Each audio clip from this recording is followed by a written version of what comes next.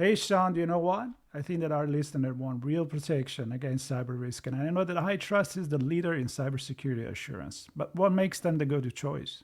Well, according to our friends at HITRUST, because their framework covers 100% of the known tactics, techniques, and procedures, in 2024, organizations with a HITRUST certification had just a 0.59% incident rate, meaning 99.41 stayed breach free.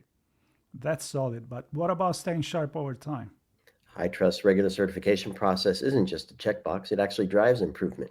Repeat customers see up to 54% fewer corrective actions needed year over year. And now, with their new AI security assessment and certification, you can actually tackle AI risk with confidence as well.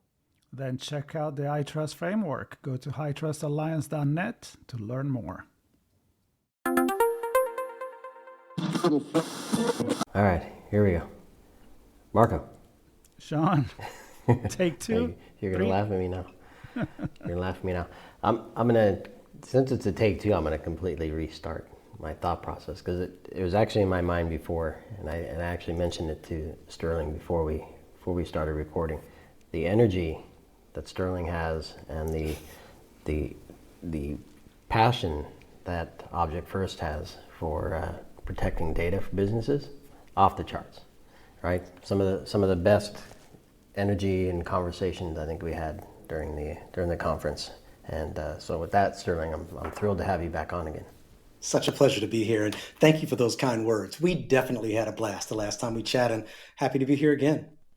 Yeah, and just to make sense of all of this, we are catching up after RSA Conference. I was making a little bit of fun that it's that period of time for us that we go from one conference to the other. I got to remember which one are we talking about now, right? So this is about looking back. What I felt it was a fantastic event. Energy from you, Sterling, for sure, but energy all over RSAC Conference in San Francisco. It's only a few weeks ago. And I'm happy to have this little recap with you. So anything you walked away from that conference that kind of like gave you even extra energy, if it's even possible for you to have more energy? It actually can, but first of all, I just want to say I barely walked away, okay? My feet still hurt from standing all of those hours on the floor. This was our first time sponsoring this event, and the types of conversations truly did shock me. I mean, we all go to plenty of these shows, and we've been around for a while, and I was kind of on the back-to-back show thing as well. But the types of quality conversations about people who are coming over that are really worried about the state of their data when they back it up. How can they really tell that if they undergo an attack, that they can actually recover?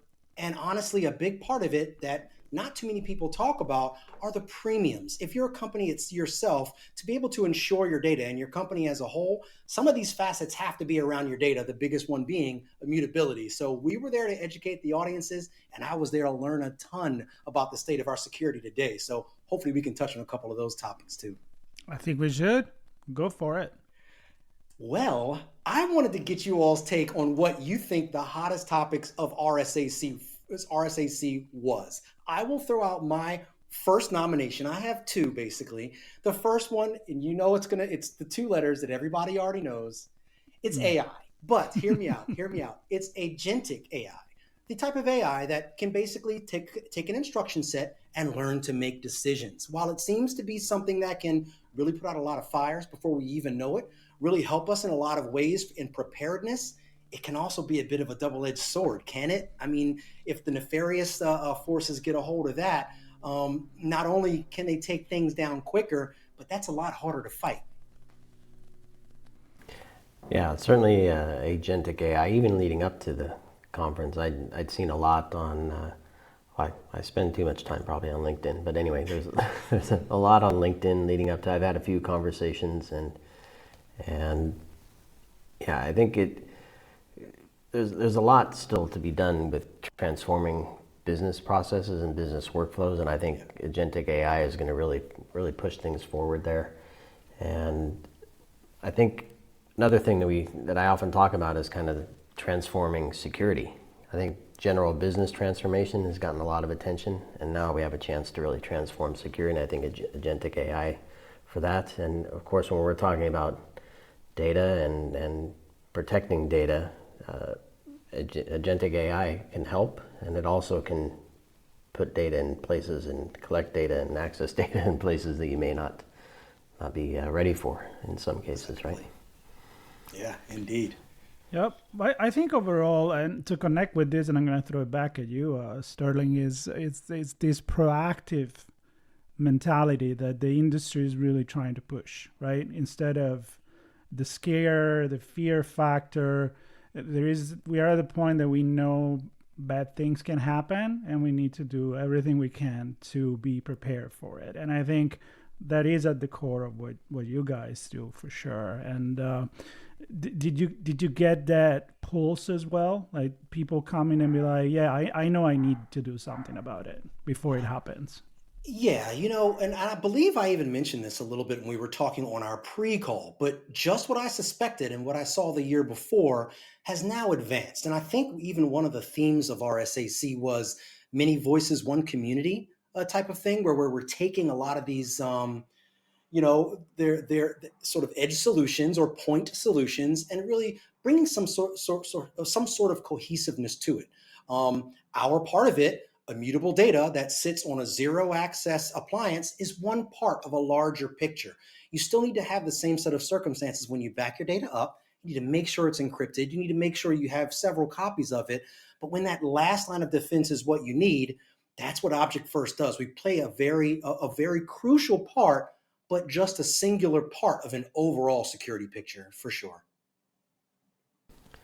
So I have to ask, I mean, certainly a memorable word for me, that's not a word, it's an acronym, OOTB.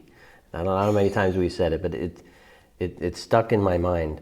I'm wondering what kind of feedback you got from people hearing that word, and then more importantly, the spell out of the acronym and what it means to them for their business. I mean, as far as an acronym, it's pretty snazzy because it's literally a dead giveaway. Like literally, what do we do? What do we stand for? OOTB is out of the box immutability. I'm not sure if you guys have one yet. And if not, we're going to take care of this right after. So the next time we jump on, you have this. But we also have a mascot. It's a cute little fluffy but secure and very powerful mascot who's named OOTB. Nice. And if you guys don't have one, we need to make sure that you all have your very own OOPIs to make sure that your data stays safe too. But it's a great name. We love to have fun with it, and it certainly is memorable. A lot of people came up inquiring, number one, about the mascot, but also inquiring about why we chose the name OOPI. And it really gives us an opportunity to explain not just about the immutability, but the importance of segmenting the data. Remember, if a bad guy comes in and steals the credentials of your top account, your most powerful account, they can pretty much do anything they want in the architecture. We make sure that if and when that happens, they still can't do anything to change the data. That's the power of OOTB. And did you, I'm not looking for any specifics to throw anybody under the bus, but in general conversations, did you find people kind of thinking, okay, we know what the best practices are, we know where we should be taking precautionary steps with our data protection programs, yet we haven't reached that? Is there a common theme there that you found? Absolutely. I think if you even take a step back in our industry, when you talk about zero trust and the processes around zero trust, it's a path. It's really difficult for people to get all the way through that framework model. And going back to the best practices of securing your data, we see that same thing as well. But some of the things that are really gating those people from that, are keeping them from getting to that data backup nirvana, are not just the technical pieces. It's also the budget. It's also being able to afford the literal hardware that you then need so that you can continue to afford insurance. Remember, insurance rates skyrocket if you're not able to prove certain things, like your data is encrypted, in flight, and like that it lands on immutable storage. So we actually did answer that with a consumption service that allows our customers to go out and just pay for just what they use, just specifically amount they use per month. Very amenable terms. It makes the monthly payment pretty much set in stone. But in wrapping back around to your question, I talked to several partners where they knew that their customers needed this type of equipment, of data, or security around their data to be able to stay in line with certain guidances that they had to, but they weren't able to afford it. They just couldn't. They just didn't have the budget for that.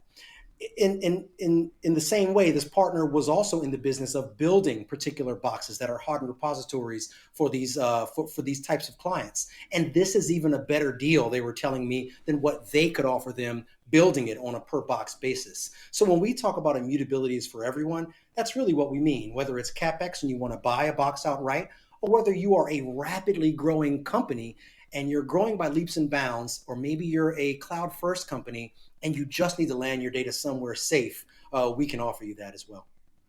I'm going to go back to Utbe because I think it's brilliant the fact that you decided to call it like that. There is already a story, but I'm a Star Wars fan, and I know we talked about that the first time it came out. Is R2D2. It's just like and I'm going to refer to one of the conversation that we had there, and it's about how people in general are still very much scared about cybersecurity. When you bring out cybersecurity, it's like, do we need to talk about that? That's right.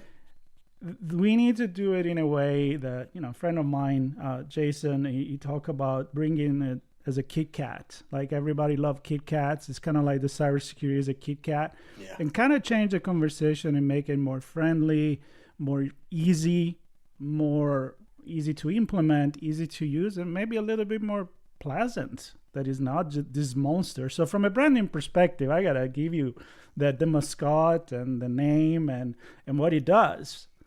Because you can call it with a cute name, but if it then is complicated, then it doesn't make sense anymore. It kind of doesn't make sense, does it? No, thank you so much for that feedback. And you really are helping us touch on another point here, which is the reason why we were created is to bring the highest level of security to those backup admins that may not be security experts. And a lot of them really don't know where to start. One of the things that we even do out in the field, and if anybody listening is interested, please get in touch with us, is we do hands-on labs where you can actually build and configure your own Utbe. When we say it's box to backup in 15 minutes and you have backups going with the highest level of security, we really mean it. And we offer architects and administrators alike the opportunity to come in, learn about our technology, actually set one up so that when you administer your own, you've already done it one time. And then you can ask experts like myself and my team about how best to place it in the architecture. So this is what we're talking about, like when you're talking about taking security and really bringing it down to the real world to where people can consume it, where people can understand what it's doing to protect their data. Yeah. And I think overall, this is the message that we try to bring to conferences where we get together, to community, make it a little easier for everybody. I'm not going to say it's going to be easy, but maybe easier. It's where we want to get. And I'm gonna make one more point before you close, because I'm gonna encourage everybody to listen to our. What's that? One more question. It's actually a statement, because no more questions for me. It's a statement because setting it up can be difficult, not when you're working with Sterling and his team. It's the other side of the coin. Also has to be easy, and you have to know that you can trust that you can recover quickly and accurately with integrity. And so we touched on that in our on locations. I'm not going to repeat that whole conversation, but I want folks to go listen to that one, because to me that's a key point as well. So 15 minutes to get it up and running, but you also have to trust that you're going to be able to recover on the other side if something bad happens. So well said, Sean. Yeah. Absolutely. And wherever people are viewing or listening to this, right next to it, we're going to actually leave that conversation that we had on location with you on those comfy chairs over there. And I hope we're going to keep learning in the future about what Object First is doing. I think he's doing something amazing, and we're going to keep going around on conferences, and I'm sure before or later we're going to run into each other again, and we're going to keep having this fantastic conversation. I really hope so. We'll be back out on the road as well. I'm sure we'll cross paths again soon. We have some pretty exciting announcements coming out the later half of this year, so I'd love to be back on and spend some more time with you all then. Looking forward to You're very welcome. Very welcome, Sterling. we'll take that energy anytime we can get it, and of course the story and the solution are important as well. But you're a treat to chat with, and hopefully everybody had some fun listening to this. And please do connect with Sterling and the Object First team, and take those steps to get set up and be prepared for something that may or may not happen, but at least be prepared for it. Indeed. So, thanks everybody for listening, watching. Please do subscribe and share with your friends and enemies, and we'll see everybody on the next On Location with Sean and Marco. Hey, Sean, do you know what? I think that our listener want real protection against cyber risk, and I know that HITRUST is the leader in cybersecurity assurance. But what makes them the go-to choice? Well, according to our friends at HITRUST, because their framework covers 100% of the known tactics, techniques, and procedures, in 2024, organizations with a HITRUST certification had just a 0.59% incident rate, meaning 99.41 stayed breach-free. That's solid, but what about staying sharp over time? HITRUST regular certification process isn't just a checkbox, it actually drives improvement. Repeat customers see up to 54% fewer corrective actions needed year over year. And now with their new AI security assessment and certification, you can actually tackle AI risk with confidence as well. Then check out the HITRUST framework. Go to hitrustalliance.net to learn more.